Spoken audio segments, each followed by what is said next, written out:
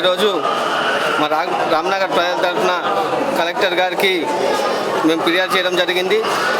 IB చౌరస్తాలోని Madhav wines గురించి collector గారికి కలిసి మేము ఫిర్యాదు చేసినాము. వైన్ షాప్ వారు విపరీతంగా మద్యం అమ్మి మందుబాబులు రోడ్డు మీదే మందు తాగి రోడ్డు మీదే సీసాలు పడేయడము, ఖాళీ గ్లాస్ పడేయడము, వాటర్ ప్యాకెట్లు పడేయడము, అచ్చిపోయే మహిళలకు న్యూసెన్స్ చేస్తున్నారు.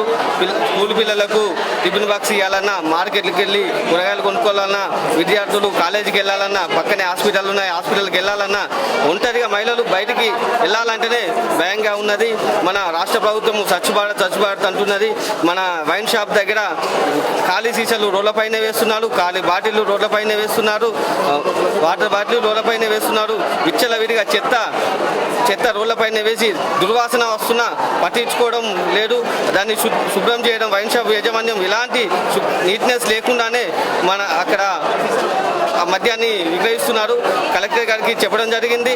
అక్కడ నుంచి వైన్ షాపు తరలించి వేరే కాడ మార్చాలని చెప్పడం జరిగింది. కలెక్టర్ గారు కూడా స్పందించినందుకు వారికి కృతజ్ఞతలు తెలియజేస్తున్నాం.